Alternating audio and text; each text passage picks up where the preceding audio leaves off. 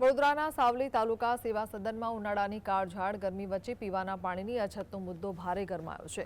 તાલુકા પંચાયતના સભ્ય અને એડવોકેટ જયેશ બાકરોલા દ્વારા આ ગંભીર સમસ્યા અંગે પ્રાંત અધિકારી અને મામલતદારને લેખિત રજૂઆત કરવામાં આવી છે। તેમણે આક્ષેપ કર્યો છે કે સેવા સદનમાં રોજ હજારો નાગરિકોની અવરજવર હોવા છતાં અહીં ઠંડા અને શુદ્ધ પીવાના પાણીની પૂરતી સુવિધા નથી, જેના કારણે અરજદારો અને સ્થાનિકો ભર ગરમીમાં તરસ્યા રહેવા મજબૂર બન્યા છે।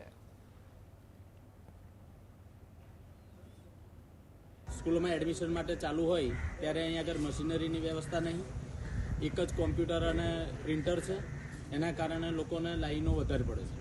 તેમજ આ ઉનાળાનો ખૂબ મોટો સમય છે અને તાપ 45 ડિગ્રીએ હોવા છતાં અહીં આવનાર આમ પ્રજાને પીવાના પાણીની કોઈ સદસ્ય તરીકે મેં કાગળ લખી અને પ્રાંત અધિકારી શ્રી સાવલી અને મામલતદાર સાવલીને લેખિતમાં રજૂઆત કરેલી અને રૂબરૂમાં રજૂઆત કરેલી। મામલતદાર શ્રી સાવલીએ ખાતરી આપેલી કે પાણીની વ્યવસ્થા થઈ જશે આવતીકાલથી। અરજદારો બધા આવ્યા છે, તેમ છતાં પીવાના પાણીની કોઈ જ વ્યવસ્થા કરી નથી। મને એવું લાગી રહ્યું છે કે આ વહીવટી તંત્ર જાડી ચામડીનું થઈ ગયું છે।